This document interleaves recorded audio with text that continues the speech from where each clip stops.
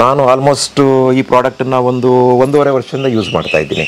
ನನ್ನ ಸ್ನೇಹಿತರುಗಳಿಗೂ ಹೇಳಿದ್ದೀನಿ, ಎಲ್ಲಂದರೆ ಬೆಳಗ್ಗೆ ಬಿಫೋರ್ ಬ್ರೇಕ್ಫಾಸ್ಟು ತೊಗೊಳ್ಳೋದು ಒಂದು ಇದು ಕೊಡ್ತಾರೆ, ಇದೊಂದು ಆಫ್ಟರ್ ಬ್ರೇಕ್ಫಾಸ್ಟ್ ತೊಗೊಳ್ಳೋದೊಂದು. ತುಂಬ ಹೆಲ್ತಿಯಾಗಿರ್ತಾರೆ ಮನುಷ್ಯರು, ತುಂಬ ಹೆಲ್ತಿಯಾಗಿರ್ತಾರೆ.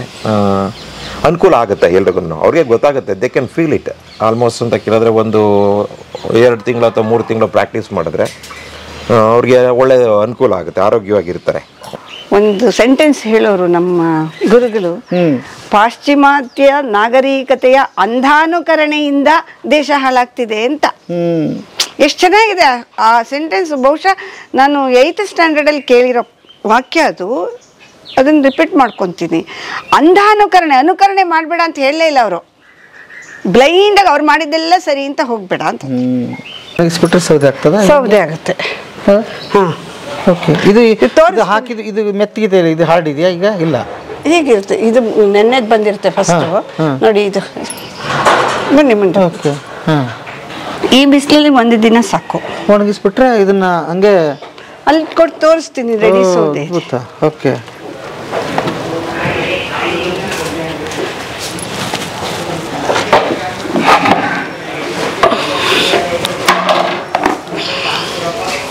ಬರ್ರಿ ಬೀಗ್ರ, ಊಟ ಮಾಡೋಣ. ಬಾಳ್ ಮಂದಾಗ್ಲಿ ತಗೋರಿ.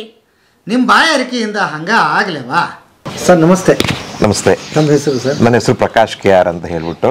ಬೇಸಿಕಲಿ ಸಿವಿಲ್ ಇಂಜಿನಿಯರ್ ನಾನು ಮೈಸೂರಲ್ಲಿ ಇದ್ದೀನಿ. ನನ್ನ ಜಮೀನು ಇಲ್ಲಿ ಹಕ್ಕಿಹೆಬ್ಬಾಳಲ್ಲಿದೆ, KR ತಾಲೂಕು ಹಕ್ಕಿಹೆಬ್ಬಾಳಲ್ಲಿದೆ. ಅಲ್ಲಿ ಒಂದು ಸಣ್ಣ ಜಮೀನಿದೆ. ಅಲ್ಲಿ ಮೊದಲೆಲ್ಲ ಪೂರ್ತಿ ನಾವು ಕಬ್ಬು ಅದೆಲ್ಲ ಬೆಳೀತಾ ಇದ್ವಿ. ಈಗ ಎಲ್ಲ ನಿಲ್ಲಿಸ್ಬಿಟ್ಟು ತೋಟ ಮಾಡ್ತಾ ಇದ್ದೀನಿ. ಸೊ ಸ್ವರೂಪರಾಣಿ ಮೇಡಮ್ ಅವರು ಇದೇ ರೀತಿಯಲ್ಲೇ ಯೂಟ್ಯೂಬು ಎಲ್ಲ ನೋಡ್ತಾ ಇರಬೇಕಿದ್ರೆ ಸಿಕ್ಕಿದ್ರೆ ಇದೇ ಊರು ಅಂತ ಗೊತ್ತಾದ್ಮೇಲೆ ಇವರು ವೈದ್ಯರು, ಆಯುರ್ವೇದ ಬೇಸಲ್ಲಿ ತುಂಬ ಪ್ರಾಡಕ್ಟ್ಸ್ಗಳನ್ನು ಮಾಡಿದ್ದಾರೆ. ಆಲ್ಮೋಸ್ಟ್ ನನಗೆ ಗೊತ್ತಿರೋ ಪ್ರಕಾರ ಅಂತ ಕೇಳಿದ್ರೆ ಒಂದು 18 ಇಂದ 20 ಪ್ರಾಡಕ್ಟನ್ನು ಕೊಡ್ತಾರೆ ಇವರು. ಇದು ಹೇಗಿದೆ ಅಂತ ಕೇಳಿದ್ರೆ ಎಲ್ಲ ಬೇಸಿಕಲಿ ಆಯುರ್ವೇದ ಬೇಸ್ಡ್ ಅಂತ ಹೇಳಿದ್ರೆ ಹಸುಗಳು ಮೊದಲಿಂದ ಅಂತ ಕೇಳಿದೆಲ್ಲ ಮರೆತುಬಿಟ್ಟಿದ್ರು ತುಂಬ ಜನ. ಈಗ ಹೆಚ್ಚು ಹಸುಗಳಿದೆ ಅಂತ ಹೇಳಿದ್ರೆ ನಿಮಗೆ ನಾಟಿ ಹಸುಗಳೇ ಜಾಸ್ತಿ. ಅದರಿಂದ ಏನು ಬರುತ್ತೆ, ಗೋಮೂತ್ರ, ಗೋಮಯ ಇದೆಲ್ಲ ಅದಕ್ಕೂ ಅದರಲ್ಲೇ ಪ್ರಾಡಕ್ಟ್ ಮಾಡ್ತಾಯಿದ್ದಾರೆ. ಇವರಲ್ಲಿ ಏನಂತ ಕೇಳಿದ್ರೆ ಹಲ್ಲು ಪುಡಿ ಮಾಡ್ತಾರೆ. ಅದಾದಮೇಲೆ ತುಪ್ಪ ಮಾಡ್ತಾರೆ. ಅದರಲ್ಲಿ ಬಂದಿದ್ರಲ್ಲಿ ಆ ತುಪ್ಪ ಏನು ಮಾಡ್ತಾರೆ, ಅದು ಯಾವ್ಯಾವುದಕ್ಕೆ ಉಪಯೋಗ ಆಗುತ್ತೆ ಅಂತ ಅಂದ್ಬಿಟ್ಟು ಅವರೇ ಟಿಪ್ಸ್ ಎಲ್ಲ ಕೊಡ್ತಾರೆ.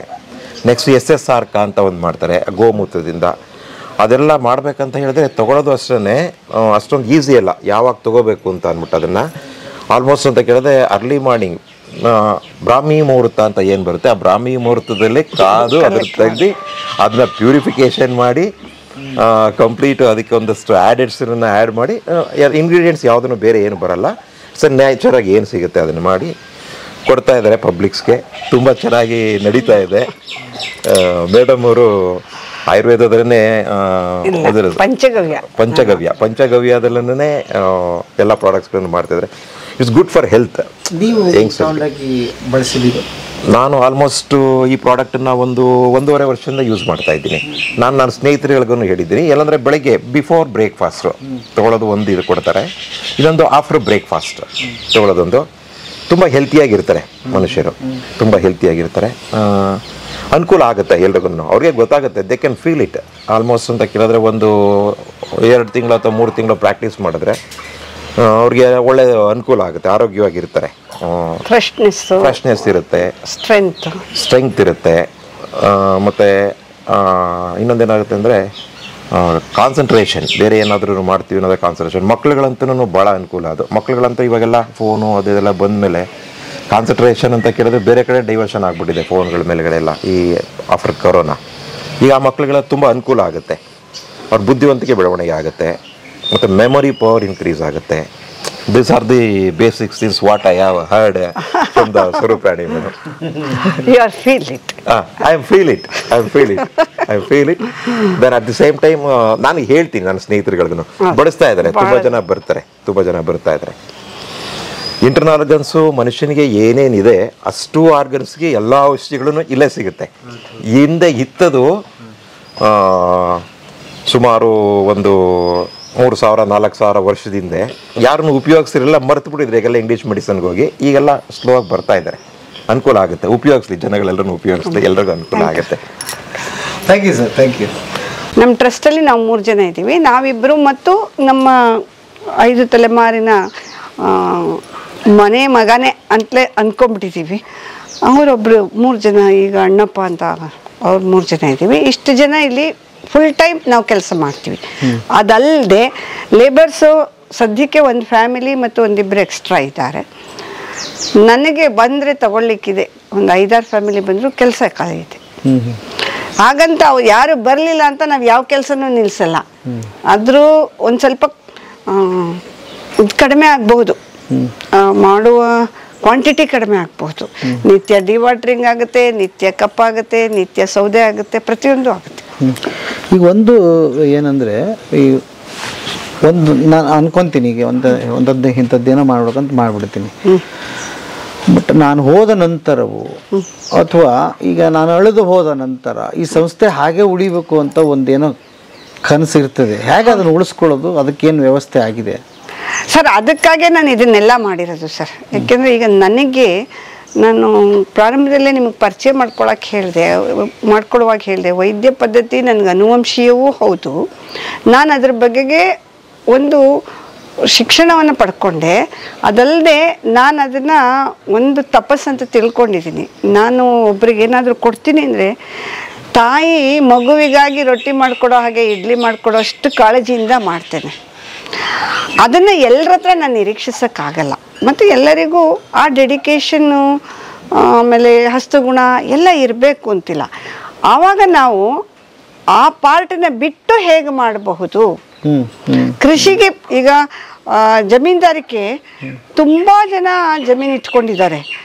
ಎಲ್ಲರೂ ಅಫಿಷಿಯಲ್ಸ್ ಇರ್ತಾರೆ, ವೀಕೆಂಡ್ಸ್ ಬಂದು ಹೋಗ್ತಾರೆ ಜಮೀನಿಗೆ, ಹೌದಾ? ಅಂಥವ್ರಿಗೆ ಹಸು ಸಾಕಿ ನೀನು ಜೀವಾಮೃತ ಮಾಡ್ಕೋ ಆಗಲ್ಲ. ಟೆರೆಸ್ ಗಾರ್ಡನಿಂಗ್ ಮಾಡ್ತಾರೆ, ಅವ್ರಿಗೆ ಲಿಕ್ವಿಡ್ ಜೀವಾಮೃತ ಇಟ್ಕೊಳ್ಳಿ ಆಗಲ್ಲ. ಇಲ್ಲಿ ಸಮಾಜಕ್ಕೆ ಏನು ಬೇಕು ಅಂತ ನಾನು ಕಂಡುಕೊಂಡೆ. ಆವಾಗ ನಾನೇನು ಮಾಡಿದೆ, ದ್ರವ ಜೀವಾಮೃತ ಮತ್ತು ಈ ಥರ ಸ್ಲರಿಗಳನ್ನು ಡ್ರಮ್ ಗಟ್ಟಲೆ ಕೊಡ್ತೀನಿ. ಟೆರೆಸ್ ಗಾರ್ಡನಿಂಗ್ ಮಾಡೋ ಅಂಥವ್ರಿಗೆ 1/4 kg ಶುರು ಮಾಡಿದ್ದೀನಿ. ಹೌದು, ಬೆಂಗಳೂರಿನಲ್ಲಿ ಕಬ್ಬನ್ ಪಾರ್ಕ್ನಲ್ಲಿ ಪ್ರಶಸ್ತಿ ತಗೊಳ್ಳೋರು ಕೂಡ ನಮ್ಮ ಎರೆಹುಳು ಗೊಬ್ಬರಗಳನ್ನು ಬಳಸಿದ್ದಾರೆ. ಮನುಷ್ಯಂಗೆ ಏನು ಅವಶ್ಯಕತೆ? ಇವಾಗ ಯಾವುದೋ ಒಂದು ಚಾಕ್ಲೇಟೋ ಯಾವುದೋ ಶ್ಯಾಂಪೂನೋ ಇನ್ನೇನೋ ₹1 ₹2 ಕವರಲ್ಲಿ ಸಿಗುತ್ತೆ ಅಂತಾದರೆ, ನಮಗೆ ಒಳ್ಳೆ ತರಕಾರಿ ಕೊಡೋ ಅಂತಹ ಒಂದು ಎರೆಹುಳು ಗೊಬ್ಬರ 1/4 kg ಕೊಟ್ಟರೆ ಮನೆಯಲ್ಲಿ 3 ಪಾಟ್ ಇಟ್ಕೊಂಡಿರೋರು ಕೂಡ ತೆಗೆದಿಟ್ಕೊತಾರೆ, 1-2-3 ತಿಂಗಳಿಗೆ ಉಪಯೋಗ ಆಗುತ್ತೆ ಅಂತ. ಅಂಥವ್ರು 100 ಜನ ಆದರೆ, 100,000 ಆದರೆ ಅಲ್ವಾ? ದುಡ್ವಾಲಿ ರಮಾಬಾಯಿ ಕತೆ ಇದ್ದಕ್ಕೆ ಸುಮಾರು ಉಪನ್ಯಾಸಗಳನ್ನ ಮಾಡ್ತೀರಿ, ದೊಡ್ಡ ದೊಡ್ಡ ಸಭೆ ಸಮಾರಂಭಗಳು ಮಾಡ್ತೀರಿ, ಉಪನ್ಯಾಸ ಕೊಡ್ತೀರಿ. ಏನಾದರೂ ಅನಿಸಿದೆಯಾ ಬದಲಾವಣೆ ಆಗ್ತಿದೆ? ಆಗುತ್ತೆ ಸರ್, ಖಂಡಿತ ಆಗುತ್ತೆ. ನಾನು ಹೇಳಿಲ್ಲ, ನಾನು ತುಂಬ ಒಂಥರ ಕಾನ್ಫಿಡೆನ್ಸ್ ಜಾಸ್ತಿ ನನಗೆ. ನಾನು ಅದಕ್ಕೊಂದು ಸಣ್ಣ ಉದಾಹರಣೆ ಮತ್ತೆ ನಿಮ್ಮನ್ನು ಕೊಡ್ತೇನೆ. ಇವಾಗ ನಾವೆಲ್ಲ ಸ್ವತಂತ್ರ ಭಾರತದಲ್ಲಿ ಇದ್ದೀವಿ. 1947ಕ್ಕೆ ಸ್ವತಂತ್ರ ನಾವು ಬ್ರಿಟಿಷರನ್ನ ಕಳಿಸಿದ್ವಿ ಅಂತ ಅಂದ್ಕೊಂಡಿದ್ದೀವಿ. ಆದರೆ ಅದರ ಪ್ರಕ್ರಿಯೆ ಶುರು ಆದಿದ್ದೆ ಅವಾಗ. ಆಗಲೂ ನಾವೇನು ಹೇಳ್ತೀವಿ, ಪ್ರಥಮ ಸ್ವಾತಂತ್ರ್ಯ ಸಂಗ್ರಾಮ ಅಂತ ಹೇಳಿದ್ದನ್ನ 1857 ಹೆಸರು ಕೊಡ್ತೀವಿ. ಅಷ್ಟಾಗೋದ್ರೆ ಹಿಂದೆ ಎಷ್ಟಾಯಿತು? ಅವರೆಲ್ಲ ನಿರಾಶರಾಗ್ಬಿಟ್ಟಿದ್ರು. ಇವತ್ತು ನಾವು ಯಾರೋ ಲಾರ್ಡ್ಗಳು, ವೈಸ್ರಾಯ್ಗಳು ಅವ್ರ ಮನೆಯಲ್ಲಿ ಜಿ ಹುಜೂರ್ ಅಂತ ಇರಬೇಕಾಗಿತ್ತು. ಅವರೆಲ್ಲರ ಒಂದು ತ್ಯಾಗ, ಸಾಹಸ, ಅವರು ಪಾಪ ಕಾಡು ಮೇಡುಗಳಲ್ಲಿ ಸುತ್ತಿದ್ದು. ಮಹಾರಾಣಾ ಪ್ರತಾಪ್ ಎಷ್ಟು ಕಷ್ಟಪಟ್ಟರು, ಅವ್ರ ಮಗಳಿಗೊಂದು ರೊಟ್ಟಿ ಕೊಡೋಕ್ಕಾಗಲಿಲ್ಲ ಅವ್ರಿಗೆ. ಅದರ ಪರಿಣಾಮ ಸ್ವತಂತ್ರ ಪಡ್ಕೊಂಡ್ವಿ. ನಮ್ಮಂಥವರೆಲ್ಲರ ಪರಿಣಾಮ ನನ್ನ ಕಾಲಕ್ಕೆ ಒಂದಿಷ್ಟು ಆಗಿದೆ. ನನ್ನ ಮಕ್ಕಳು ಮೊಮ್ಮಕ್ಕಳ ಕಾಲಕ್ಕೆ ಖಂಡಿತ ನಾವು ಚೆನ್ನಾಗಾಗ್ತೀವಿ. ಈಗಾಗಲೇ ಮೊಮ್ಮಕ್ಕಳ ತಲೆಮಾರು ಸ್ಟಾರ್ಟ್ ಆಗಿದೆ ನನ್ನ ವಯೋಮಾನದವ್ರಿಗೆ, ಅಲ್ವಾ? ನಮಗೂ ಅದೇ ಆಸೆ. ಬಹಳ ಸದ್ಯದಲ್ಲೇ ಆಗುತ್ತೆ ಸರ್. ಈಗ ಈ IT BT ಕೆಲಸ ಮಾಡುವ ಹುಡುಗರು ಮತ್ತು ಅವರು ಒಂದು 16 ವರ್ಷ ಫಾರಿನಲ್ಲಿ ಇದ್ದು ಬಂದವ್ರಿಗೆ ಇದ್ರ ಬಗ್ಗೆ ಅವೇರ್ನೆಸ್ ಚೆನ್ನಾಗಿದೆ. ಅವರು ಪ್ರಾರಂಭದಲ್ಲಿ ದುಡ್ಡುಗೋಸ್ಕರ ಹೋಗ್ಬಿಟ್ರು. ಸುರಂಗದೊಳಗೆ ಹೋದಂಗಾಗಿದೆ ಅವ್ರಿಗೆ. ಯೂ ಟರ್ನ್ ತಗೊಳಕ್ಕೆ ಕೆಲವ್ರಿಗೆ ಗೊತ್ತಾಗ್ತಾ ಇಲ್ಲ. ಗೊತ್ತಾದ ಕೆಲವರು ಹಳ್ಳಿಗಳಲ್ಲಿ ಬಂದು ಜಮೀನ್ ಮಾಡಿದ್ರು, ಆದ್ರೆ ಜಮೀನ್ ಕೃಷಿ ಮಾಡಕ್ ಗೊತ್ತಿಲ್ಲ. ಅವರು ಓನರ್ ಆಫ್ ದ ಲ್ಯಾಂಡ್ ಆದ್ರು, ರೈತ ಆಗ್ಲಿಲ್ಲ. ಅವ್ರಿಗೆ ಅನ್ಸಿದೆ ಏನ್ ಮಾಡ್ಬೇಕು ಅಂತ. ಅಂಥವ್ರು ನಮ್ಮನ್ನು ಹುಡುಕೊಂಡ್ ಬರ್ತಿದ್ದಾರೆ. ಅವ್ರಗಳಿಗೆ ನಾವು ಎಜುಕೇಟ್ ಮಾಡ್ತಾ ಇದೀವಿ ಮತ್ತು ಅವ್ರಗಳಿಗೆ ಪ್ರೇರಣೆ ಕೊಡ್ತೀನಿ. ನೋಡಪ್ಪ, ನೀನು ಅಲ್ಲಿರ್ತೀಯಲ್ವ, ಅಲ್ಲಿ ನಿಂಗೆ ಒಂದು ಒಳ್ಳೆ ಸಂಬಳ ಸಿಗುತ್ತೆ. ಸಾಧ್ಯ ಆದರೆ ನಿನ್ನ ಜಮೀನಲ್ಲಿ ಯಾರಾದರೂ ಒಬ್ರಿಗೆ ಉದ್ಯೋಗ ಕೊಟ್ಟು ಒಂದೆರಡು ಹಸು ಇಟ್ಟು ಅವ್ರ ಹೊಟ್ಟೆಪಾಡು ನಡೆಯುತ್ತೆ, ನೀನು ಸಹಾಯ ಮಾಡ್ದಂಗಾಗುತ್ತೆ. ನನ್ನ ದೇಶದ ಭೂಮಿ ಫಲವತ್ತಾಗ್ತದೆ. ನೀನು ಯಾವತ್ತೋ ಒಂದಿನ ಬರ್ತೀಯ, ಅದು ಸಾಕು ಅನ್ನಿಸ್ಬಿಟ್ಟು ಆವಾಗ ಆಟೋಮೆಟಿಕ್ ಆಗಿ ಬೆಳೆಯುತ್ತೆ. ನೀವು ಇಲ್ಲಿ ಬಂದಾಗ ನಿಮ್ಮ ಹತ್ರ ಕೃಷಿ ಜ್ಞಾನ ಸಿಗ್ತದೆ, ಹೌದು, ಆಮೇಲೆ ಮೆಡಿಸಿನ್ಸ್ ಸಿಗ್ತದೆ, ಆಮೇಲೆ ಮನೋರೋಗಕ್ಕೆ ಮದ್ದು ಸಿಗ್ತದೆ. ಮುಖ್ಯವಾಗಿ ಅದು ಸಿಗ್ಬೇಕಾಗಿದೆ. ಯಾಕಂದರೆ ಇಷ್ಟೊತ್ತು ನಿಮ್ಮ ಹತ್ರ ಮಾತಾಡ್ತಾ ಇದ್ದರೆ ನನಗೆ ಎಷ್ಟು ಎನರ್ಜಿ ನನ್ನ ಇದು ಬರ್ತದೆ. ಹೆಂಗೆಲ್ಲ ಸಾಧ್ಯ? ಯಾಕೆಂದರೆ ಯಾವಾಗಲೂ ಒಂದು ಸಮಸ್ಯೆನ ಎರಡು ಆ್ಯಂಗಲಲ್ಲಿ ನೋಡಬೇಕು ಅಂತ ನನಗೀಗ ಅನಿಸ್ತಾ ಇದೆ. ಯಾಕೆಂದರೆ ನಮ್ದು ಅಯ್ಯೋ ಪಾಪ ಅನ್ನೋದನ್ನು ಬಿಡ್ಬೇಕು ನಾವು ಮೊದಲು ಅಂತ. ಇಲ್ಲ ನೋಡ್ರಿ, ಇಲ್ಲಿ ಪಾಸಿಟಿವ್ ಇದೆ. ಎದಕ್ಕೆ ರೀ ಅಯ್ಯೋ ಪಾಪ? ಅದರಿಂದ ತಗೋತೀವಿ, ಅದರಿಂದ ಪಡ್ಕೋತೀವಿ, ಮತ್ತೆ ವಾಪಸ್ ಸಮಾಜಕ್ಕೆ ಕೊಡ್ತೀವಿ ಅಷ್ಟೇ ಅಲ್ವಾ? ಎಲ್ಲರೂ ಹಿಂಗೆ ಯೋಚನೆ ಮಾಡಬೇಕಾಗಿದ್ದು. ನಾವು ಏನು ಮಾಡ್ಬಿಡ್ತೀವಿ, ಅದನ್ನ ಭಾರ ಅದನ್ನ ಏನೋ ಮಾಡ್ತಾ ಇದ್ದೀನಿ ಅನ್ನೋದು ತಲೆ ಮೇಲೆ ಹೊತ್ಕೊಂಡ್ಬಿಡ್ತೀವ ಅಂತ. ಹೌದು, ಹಾಂ, ಅದೇ ನಾವು ಚಿಕ್ಕ ಮಕ್ಕಳಿದ್ದಾಗ ಒಂದು ಸೆಂಟೆನ್ಸ್ ಹೇಳೋರು ನಮ್ಮ ಗುರುಗಳು, ಪಾಶ್ಚಿಮಾತ್ಯ ನಾಗರಿಕತೆಯ ಅಂಧಾನುಕರಣೆಯಿಂದ ದೇಶ ಹಾಳಾಗ್ತಿದೆ ಅಂತ. ಎಷ್ಟು ಚೆನ್ನಾಗಿದೆ ಆ ಸೆಂಟೆನ್ಸ್. ಬಹುಶಃ ನಾನು 8th ಸ್ಟ್ಯಾಂಡರ್ಡಲ್ಲಿ ಕೇಳಿರೋ ವಾಕ್ಯ ಅದು. ಅದನ್ನು ರಿಪೀಟ್ ಮಾಡ್ಕೊತೀನಿ. ಅನುಕರಣೆ ಮಾಡಬೇಡ ಅಂತ ಹೇಳಲೇ ಇಲ್ಲ ಅವರು. ಬ್ಲೈಂಡಾಗಿ ಅವ್ರು ಮಾಡಿದ್ದೆಲ್ಲ ಸರಿ ಅಂತ ಹೋಗ್ಬೇಡ ಅಂತ. ನಮ್ದನ್ನೊಂದು ಸ್ವಲ್ಪ ಅದಕ್ಕೆ ಅವರ ಒಂದು ಸ್ಪೋರ್ಟಿವ್ನೆಸ್ ನಾವು ತಗೋಬೇಕು. ಏನಾದರೂ ಮಾಡ್ತಿರ್ತಾರೆ ಅವರು. ಆಮೇಲೆ ಬೇಸಿಕ್ ಎಜುಕೇಷನ್ ಚೆನ್ನಾಗಿ ಪಡ್ಕೋಬೇಕು. ನಮ್ಮದು ಏನು ಟ್ರೆಡಿಷನಲ್ ಸಿಸ್ಟಮ್ ಇದೆ ಅದರಲ್ಲಿರುವಂತಹ ವೈಜ್ಞಾನಿಕ ಹಿನ್ನೆಲೆ ಮತ್ತು ಆಧ್ಯಾತ್ಮಿಕ ಹಿನ್ನೆಲೆ, ಅದರಿಂದ ಆರ್ಥಿಕ ಲಾಭ, ಮೂರನ್ನು ತಗೊಂಡ್ರೆ ಮುಗಿದೋಯ್ತಲ್ಲ. ಅವತ್ತೇ ಬರೆದಿದ್ದಾರೆ ಗೋವಿನ ಹಾಡಿನಲ್ಲಿ, ಇಟ್ಟರೆ ಸಗಣಿಯಾದೆ ತಟ್ಟಿದರೆ ಕುರುಳಾದೆ ಬರ್ದಿದ್ದಾರೆ. ಅದು ಅಲ್ಲಿ ಎಕನಾಮಿಕ್ಸ್ ಇದೆ. ನಾವು ಓದಿದ್ವಾ, ನಾವು ಅರ್ಥ ಮಾಡ್ಕೊಂಡ್ವಾ ಎಕನಾಮಿಕ್ಸ್ ಅದು ಅಂತ? ನಾವು ಮಾಡ್ಕೊಳ್ಳಿಲ್ಲ ಅಷ್ಟೇ. ಅದನ್ನ ಅರ್ಥ ಮಾಡ್ಕೊಂಡ್ರೆ ಮುಗ್ತೈತೆ. ಹಿಂದೆ 10 ಜನ ಮಕ್ಕಳು, ದೊಡ್ಡ ಅವಿಭಕ್ತ ಕುಟುಂಬಗಳು, ಎಲ್ಲರೂ ಒಂದೇ ಮನೆಯಲ್ಲಿ. ಅವ್ರು ನೋಡಿ ಯಾವತ್ತೂ ಕೂಡ ಊರು ಬಿಟ್ಟು ಹೋಗ್ಲಿಲ್ಲ, ಗುಳೆ ಎದ್ದು ಹೋಗಲೇ ಇಲ್ಲ ಅಲ್ವಾ? ಕಷ್ಟವೋ ಸುಖವೋ ಹಂಗೆ ಬದುಕಿ ತೋರಿಸಿದ್ರು. ನಮ್ದು ಹೆಂಗಾಗ್ಬಿಟ್ಟಿದ್ವಿ ಈಗ, ಎಲ್ಲ ಮನೆ ಹೊಡೆದ್ವಿ, ಮನಸ್ಸುಗಳು ಹೊಡೆದ್ವಿ, ಗೋಡೆ ಕಟ್ಕೊಂಡ್ವಿ, ಊರು ಹೊಡೆದ್ವಿ, ಹೋಗ್ಬಿಟ್ವಿ, ಮತ್ತೆ ವಾಪಸ್ ಈಗ ಇಲ್ಲಪ್ಪ ಏನೋ ಕಳ್ಕೊಂಡಿದ್ದೀವಿ, ವಾಪಸ್ ಬರೋದಕ್ಕೆ ಉಳಿದಿದೆಯಾ ಏನಾದರೂ? ಎಲ್ಲ ಕಳ್ಕೊಂಡಿದ್ದೀರಲ್ಲ. ಮುಖ್ಯವಾಗಿ ಸಂಬಂಧಗಳೇ ಕಳ್ಕೊಂಡ್ಬಿಟ್ಟಿದ್ದೀವಿ. ಸಂಬಂಧಗಳು ಯಾಕೆ ಕಳೆದು ಹೋಯ್ತು ಅಂತಂದರೆ ಅತಿಯಾದ ಫ್ಯಾಮಿಲಿ ಪ್ಲಾನಿಂಗ್ ತಲೆಯಿಂದ. ಯಾಕಂದರೆ ಮಕ್ಕಳು ಜಾಸ್ತಿ ಇದ್ದರೆ ನಾನು ಹಾಕೊಂಡು ಬಿಟ್ಟಿದ್ದ ಬಟ್ಟೆ ತಮ್ಮಂಗೆ ಅನ್ನೋ ಕಾನ್ಸೆಪ್ಟ್ ಇರ್ತಿತ್ತು ಅವ್ನಿಗೆ. ನಾನು ನಮ್ಮಪ್ಪನ ಕಣೆ ಮಗಳು. ನಾನು ಬಾಲ್ಯದಲ್ಲಿ ತೊಟ್ಟುಕೊಂಡಿರೋ ಅನೇಕ ಬಟ್ಟೆಗಳೆಲ್ಲ ಅಕ್ಕಂದ್ರದೆ ಅಲ್ವಾ? ಯಾವುದೋ ವಿಶೇಷ ಹಬ್ಬದ ದಿನನೋ ಇನ್ನೊಂದು ದಿವಸನೋ ನಮ್ಗೆ ತುಂಬ ಗ್ರ್ಯಾಂಡಾದ ಬಟ್ಟೆಗಳು ಹೊಲಿಸ್ತಿದ್ರು, ಇಲ್ಲ ಹೇಳಲ್ಲ. ಆದರೆ ಅಕ್ಕ ಹಾಕೊಂಡು ಬಿಟ್ಟಿದ್ದನ್ನೇ ನಾವು ಯಾವತ್ತೂ ಅದನ್ನು ಡಸ್ಟ್ಬಿನ್ನಿಗೆ ಬಿಸಾಕಿ ಗೊತ್ತಿಲ್ಲ ನಮಗೆ. ಅಕ್ಕ ಓದಿಬಿಟ್ಟು ಪುಸ್ತಕ ಬಿಸಾಕಬೇಕು, ನಾನು ಮತ್ತೆ ಅಂಗಡಿಗೆ ಹೋಗ್ಬೇಕು ಗೊತ್ತಿಲ್ಲ. ನಮ್ಮ ತಲೆಮಾರಿನ ಎಲ್ಲರೂ ನನ್ನ ಪರೀಕ್ಷೆ ಮುಗಿದ ತಕ್ಷಣ ನಮಗಿಂತ ದೊಡ್ಡ ಮುಂದ್ಲ ಕ್ಲಾಸಲ್ಲಿ ಇದ್ದವ್ರಿಗೆ ನೀನು ಹಂಗೆ ಕೊಡಬೇಕು ಗೊತ್ತಾ ಅಂತ ಹೇಳ್ಬಿಟ್ಟು ಬರ್ತಿದ್ವಿ ಅಲ್ವಾ? ನಮಗೆ ಸೆಕೆಂಡ್ ಹ್ಯಾಂಡ್ ಪುಸ್ತಕಗಳು ಅಂತ ಅನಿಸ್ಲೇ ಇಲ್ಲ ಅದು ಯಾವತ್ತೂ. ಅದಕ್ಕೆ ಮಕ್ಕಳು ಹಾಗಾದರೂ, ಸಂಬಂಧ ಹಾಗಾಯಿತು ಅನ್ನುವಾಗೆಲ್ಲ ನಾವು ಯೋಚನೆ ಮಾಡಬೇಕಾದದ್ದು. ಇವತ್ತು 60, 70ರಲ್ಲಿ ದಶಕದಲ್ಲಿ ಏನಿದ್ದೀವಿ ಹಿರಿಯರು, ನಾವು ಸ್ವಲ್ಪ ಸಮಾಜವನ್ನು ಅರ್ಥ ಮಾಡ್ಕೊಳ್ಳಲು ಎಳೆದ್ವಿ ಒಂದಷ್ಟು ಜನ. ಅದನ್ನು ಕೆಲಸ ಅಂದ್ಕೊಂಡ್ವಿ. ನನಗೆ ಕೆಲವರು ಆಪ್ತರು, ಬಂಧು ಮಿತ್ರರು ಯಾರಿಗೂ ನಾನು ಫೋನ್ ಮಾಡೋಕ್ಕೆ ಟೈಮ್ ಅಲಾಟ್ ಮಾಡಿದ್ದೀನಿ. ಯಾರನ್ನು ಬೆಳಗ್ಗೆ ಬೇಗ ನಮ್ಮ ಮನೆಗೆ ಬರುತ್ತೆ ಅಲೋ ಮಾಡಲ್ಲ ನಾನು. 11 ಗಂಟೆವರೆಗೆ ನನ್ನ ಸಮಯ ನನ್ನ ಗೋವಿನ ಜೊತೆಗೆ ಮತ್ತು ನನಗೆ ನಂದೊಂಚೂರು ಏನು ನಿತ್ಯ ಪೂಜಾ ಪಾಠ ಪಾರಾಯಣಗಳಿರುತ್ತೆ, ಅದ್ರ ಜೊತೆಗಿರುತ್ತೆ. 11ರ ನಂತರ ವ್ಯಕ್ತಿಗಳನ್ನು ಮಾತಾಡಿಸೋವಂಥದ್ದು. 4:30 ಆದಮೇಲೆ ಸ್ಟಾಪ್ ಮಾಡ್ತೀನಿ. ಆಮೇಲೆ ಮನೆಯವ್ರಿಗೆಲ್ಲ ಒಂದು ಸಂಜೆ ಪಾನೀಯ ಏನಾದರೂ ಕುಡಿತೀವಿ. ನನ್ನ ಮೆಡಿಟೇಷನು ಅದನ್ನು ಮುಗಿಸ್ಕೊಂಡು ಸಂಜೆ ಕ್ಲಾಸ್ ಕೊಟ್ಟೋಗ್ತೀನಿ. ಇನ್ನು 9 ತನಕ ಸಿಗೋದಿಲ್ಲ. ಆವಾಗ 9 ನಂತರ ಫೋನ್ ಮಾಡ್ತಾರಲ್ಲ, ನಂಗೆ ತುಂಬ ಹತ್ತಿರದು ಅನ್ನಿಸ್ಕೊಂಡವರು ಕೆಲವರು, ಒಂದಿಬ್ಬರು ಅಂತಾರೆ, ಅಯ್ಯೋ ನಿಂಗೆ ಫೋನ್ ಮಾಡೋಕ್ಕೆ ಕಷ್ಟ, ಬೇಜಾರು, ಯಾವಾಗಲೂ ಕೆಲಸ ಮಾಡ್ತಿರ್ತೀಯ ಅಂತ. ಯಾಕಾಗಂತೀರಾ? ನಾನು ಪಾಸಿಟಿವ್ ಆಗಿರ್ತೀನಿ. ನನ್ನ ತಲೆಯಲ್ಲಿ ಬೇರೆಯವ್ರ ಬಗೆಗೆ ನೆಗೆಟಿವ್ ಗೊತ್ತಿಲ್ಲ, ನನ್ನ ಬಗೆಗೂ ನೆಗೆಟಿವ್ ಗೊತ್ತಿಲ್ಲ. ನಾನು ಆರಾಮಿದ್ದೀನಿ. ನೀವು ಯಾಕಾಗ ಅನ್ಕೊಂತೀರಾ? ನೀವು ಅಂಥದ್ದನ್ನು ನನ್ನ ಜೊತೆ ಮಾತಾಡಬೇಡಿ ಹೇಳ್ತೀನಿ. ಅದು ಒಂದು ಇಚ್ಛಾಶಕ್ತಿ ಅನ್ಬೋದು ಅದಕ್ಕೆ ಗೊತ್ತಿಲ್ಲ. ಅನ್ಬೋದು ಮೋಸ್ಟ್ಲಿ. ನನಗೀಗ ನೀವು ಇಷ್ಟೊತ್ತು ಪರಿಚಯ ಮಾಡಿಸಿದ ಮೇಲೆ ಅನಿಸ್ತು, ಈ ಎಂಥ ಸಂಬಂಧಗಳಿದೆ ನಿಮ್ಮ, ನೀವು ಇದನ್ನ ಬಿಟ್ಟು ಇರ್ಲಾರ್ರಿ ಇನ್ನು. ಸಾಧ್ಯನೇ ಇಲ್ಲ ಅಲ್ವಾ? ಸಾಧ್ಯನೇ ಇಲ್ಲ. ಅವ್ರ ಹೆಸರು, ಅವ್ರ ಸಂಬಂಧಗಳು, ಅವು ಎಲ್ಲ ಈ ಬಿಟ್ಟು ಎಲ್ಲಿ ಹೋಗ್ತೀರಿ? ಅಣ್ಣಪ್ಪ ಸದ್ದಾಗಬಾರ್ದಪ್ಪ. ಇವರು ಅಣ್ಣಪ್ಪ ಅಂತೇಳಿ ನಮ್ಮ ಸುಭಾಷ್ ಟ್ರಸ್ಟಿನ ನಾವು 3 ಜನ 3 ಕಂಬದಂತೆ ಇದ್ದೀವಿ. ತುಂಬ ತಪಸ್ ಮಾಡ್ತಿದ್ದಾನೆ ಪಾಪ ನನಗೋಸ್ಕರ, ನಮ್ಮ ಟ್ರಸ್ಟಿಗೋಸ್ಕರ. ಆತನಿಗೆ ಯಾವ ಡಿಗ್ರಿ ಕ್ವಾಲಿಫಿಕೇಶನ್ ಇಲ್ಲ, ಆದರೆ ನನ್ನ ಮನೇಲಿರೋ ಎಲ್ಲ ಪುಸ್ತಕಗಳನ್ನು ಓದಿದ್ದಾನಂತ. ಆಮೇಲೆ ನಮ್ಮಂಗೆ ಹೊರಗಡೆ ಹೋಗಿ ಭಾಷಣ ಮಾಡಲ್ಲ. ಆದರೆ ನಾನು ಒಂದು ವೇಳೆ ಡಿಪ್ರೆಷನ್ಗೆ ಹೋದ್ರು ನನ್ನನ್ನು ಬೂಸ್ಟ್ ಮಾಡೋಷ್ಟು ಅವನ ಹತ್ರ ಕೆಪಾಸಿಟಿ ಇದೆ. ಅವನೊಂದು ಸೆಂಟೆನ್ಸ್ ಗಟ್ ಮಾಡ್ಕೊಂಡ್ಬಿಟ್ಟಿದ್ದಾನ ಏನೋ ಗೊತ್ತಿಲ್ಲ.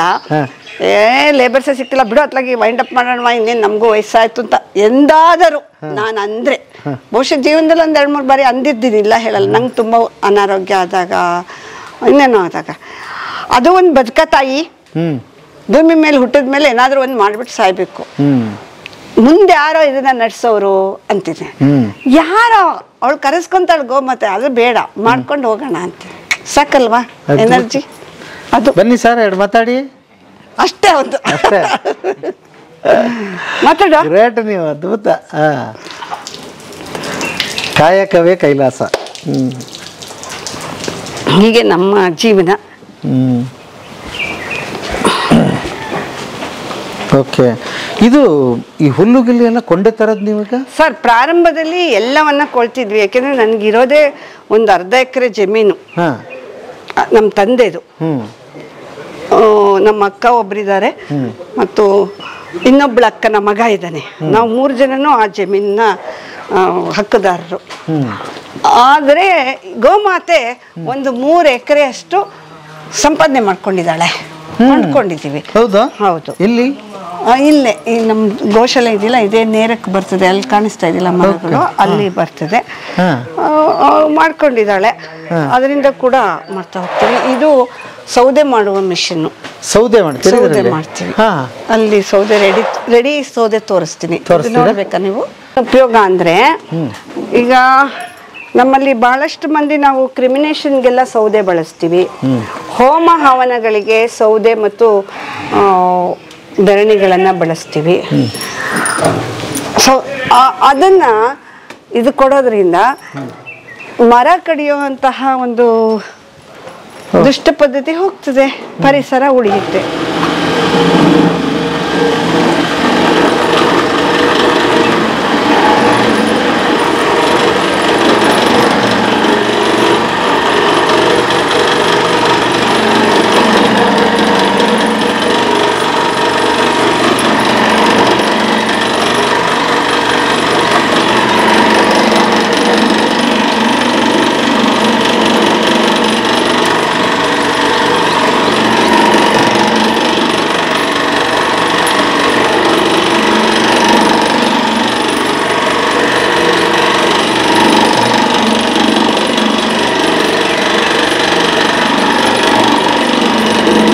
ಇನ್ನಷ್ಟು ಫುಲ್ಲು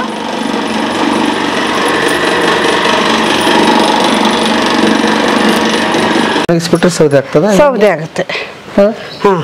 ಓಕೆ. ಇದು ಹಾಕಿದ್ದು ಇದು ಮೆತ್ತಗಿದೆ, ಇದು ಹಾರ್ಡ್ ಇದೆಯಾ ಈಗ? ಇಲ್ಲ, ಹೀಗಿರುತ್ತೆ. ಇದು ನೆನ್ನೆದು ಬಂದಿರುತ್ತೆ ಫಸ್ಟ್. ನೋಡಿ ಇದು ಬನ್ನಿ ಮುಂದೆ. ಓಕೆ. ಈ ಬಿಸಿಲಲ್ಲಿ 1 ದಿನ ಸಾಕು. ಒಣಗಿಸ್ಬಿಟ್ರೆ ಇದನ್ನ ಹಂಗೆ ಅಲ್ಲಿ ಕೊಟ್ಟು ತೋರಿಸ್ತೀನಿ ರೆಡಿ ಸೌದೆ. ಗೊತ್ತಾ? ಓಕೆ.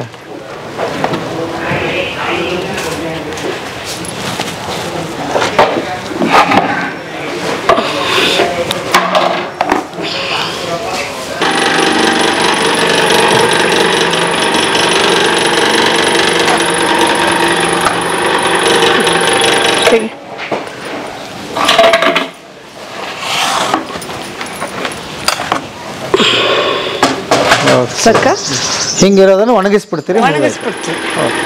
ಸೂಪರ್. ಇವರು ಅದೇ ನಮ್ಮ ಅಣ್ಣಪ್ಪನ್ ತೋರ್ಸಿದ್ನಲ್ಲ ಅವ್ರ ಮಿಸ್ಸಸ್. ನಮಸ್ತೆ ಅಮ್ಮ. ಆಕೆ ಕೂಡ ನಮ್ಗೆ ಒಳ್ಳೆ ಸಾಥ್ ಕೊಡ್ತಾಳೆ. ಗಂಡನ ಈ ಆದರ್ಶದ ಬೆನ್ನತ್ತಿ ಹೋಗಿ ಯಾಕೆ ನನಗ್ ಕಾಟ ಕೊಡ್ತೀಯ ಅನ್ನಲ್ಲ ಪಾಪ. ಹಂಗೆ ಅನಾಥ ದೈವ ರಕ್ಷಕ ಅಂತ ಯಾರೋ ಒಬ್ರನ್ನ ಜೋಡಿಸ್ತಾನೆ ಭಗವಂತ ಅಲ್ವಾ? ನಿಜ. ಅದು ಇವೇನು? ಅಲ್ಲಿ ಬೆರಣಿ ಮಾಡೋದು, ದೀಪ ಮಾಡೋದು, ಧೂಪ್ ಕಪ್ ಮಾಡೋದು ಮಿಷಿನ್ ಇದೆ. ನೋಡ್ತೀರಂದ್ರೆ? ಹೌದು ಹೌದು, ಒಂದೊಂದು ಪ್ರಾತ್ಯಕ್ಷಿಕೆ ತೋರ್ಸದೆ.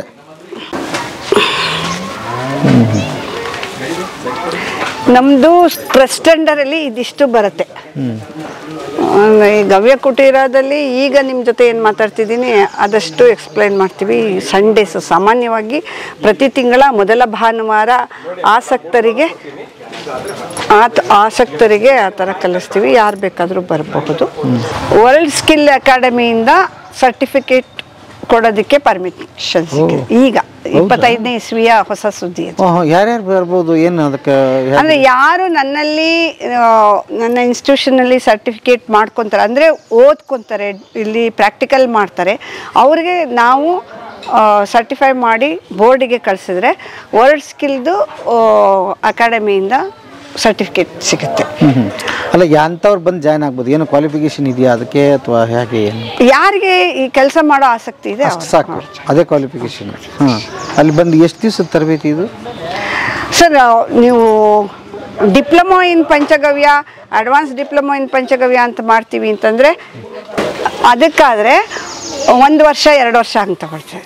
ಬರೀ ಇಂತಿಷ್ಟು ಪ್ರಾಡಕ್ಟನ್ನ ಮಾತ್ರ, ಬರೀ ದೀಪ ಕಲಿತೀನಿ, ಬರೀ ಧೂಪ್ ಕಪ್ ಕಲಿತೀನಿ ಅಥವಾ ಸಾಬೂನು ಕಲಿತೀನಿ, ಹಿಂಗೆ ಯಾವುದೋ ಈಗ ನಾನು 300ಕ್ಕೂ ಹೆಚ್ಚು ಪ್ರಾಡಕ್ಟ್ ಮಾಡ್ತೇನೆ. ಅದರಲ್ಲಿ ಯಾವುದನ್ನ ಸೆಲೆಕ್ಟಿವ್ ಆಗಿ ಕಲಿತೀವಿ, ಕೃಷಿ ಆಧಾರಿತವಾಗಿ ಕಲಿತೀವಿ ಅಂತಂದರೆ ಕೆಲವು ದಿನಗಳು, 1 ತಿಂಗಳು 1.5 ತಿಂಗಳಲ್ಲಿ ಕೂಡ ಏನು ವೊಕೇಶನಲ್ ಟ್ರೈನಿಂಗ್ ಅಂತ ಮಾಡ್ಕೋತಾರೆ ಹಾಗೆ ಮಾಡ್ಕೊ. ಅದಕ್ಕೆ ನಾವು ಅವರಿಂದನೇ ಸರ್ಟಿಫಿಕೇಟ್ ಕೊಡಿಸ್ತೀವಿ. ಕಲಿಸೋಳು ನಾನು. ಇವ್ರದ್ದು ಅಡ್ಮಿಷನನ್ನು ನಾನು ಬೋರ್ಡಿಗೆ ಕಳಿಸ್ತೀನಿ. ಅಡ್ಮಿಷನ್ ಆದಮೇಲೆ ಇವರೇನು ಹೇಗಿದೆ ಇವ್ರದ್ದು ಪರ್ಫಾರ್ಮೆನ್ಸು ಅದನ್ನು ಅಪ್ಡೇಟ್ ಮಾಡ್ತೀವಿ. ಸರ್ಟಿಫೈಡ್ ಅಲ್ಲಿಂದ. ಈಗ ನಿಮ್ಮಲ್ಲಿ ಆ ಥರ ಟ್ರೈನಿಂಗ್ ಆಗೋಗಿ ತಾವೇ ಸ್ವಂತ ಮಾಡ್ಕೊಂಡಿದ್ದು ಎಷ್ಟು? ತುಂಬ ಜನ ಇದ್ದಾರೆ ನನ್ನ ಹತ್ರ. ಇವಾಗ ಡಿಪ್ಲೊಮೊ ಕೋರ್ಸಸ್ ಮುಗಿಸಿದಂಥವ್ರು ಸುಮಾರು 80-85 ಜನ ಇದ್ದಾರೆ. ಸ್ವಂತ ಉದ್ಯೋಗ ಶುರು ಮಾಡಿದ್ದಾರೆ, ಗೋ ಸಾಕಣೆ ಶುರು ಮಾಡಿದ್ದಾರೆ. ನನಗೇನು 6 ವಿಭಾಗ ಹೇಳಿದೆ, 6ರಲ್ಲಿ ಮಾಡೋವಂಥವ್ರು ಇದ್ದಾರೆ. ಕೃಷಿ ಮಾಡ್ತಾ ಇರೋರು ಇದ್ದಾರೆ, ತಮ್ಮ ಮನೆಗೆ ಪ್ರಾಡಕ್ಟ್ ಮಾಡ್ಕೊತಾ ಇರೋರು, ತಮ್ಮ ಫಸ್ಟ್ ಸರ್ಕಲ್ಗೆ ಕೊಡ್ತಾ ಇರೋವಂಥವ್ರು ಇದ್ದಾರೆ, ಕನ್ಸಲ್ಟೇಷನ್ ಮಾಡೋವಂಥವ್ರು ಇದ್ದಾರೆ, ಆಮೇಲೆ ಕ್ಲಾಸಸ್ ಕೊಡೋರು ಇದ್ದಾರೆ, ಎಲ್ಲ ಕೊಡ್ತಾರೆ. ಅದು ಬೋರ್ಡ್ ಬಂದು ಅದೇ BSS ತಮಗೆ ಗೊತ್ತಿರುತ್ತೆ ನೋಡಿ. BSS ಬಂದು ನೀತಿ ಆಯೋಗದ ಅಂಡರಲ್ಲಿ ಬರುತ್ತೆ. ಅದ್ರ ಸರ್ಟಿಫಿಕೇಟ್ ಒಳಗೆ ನೋಡಿ ಇದು. ಓಕೆ.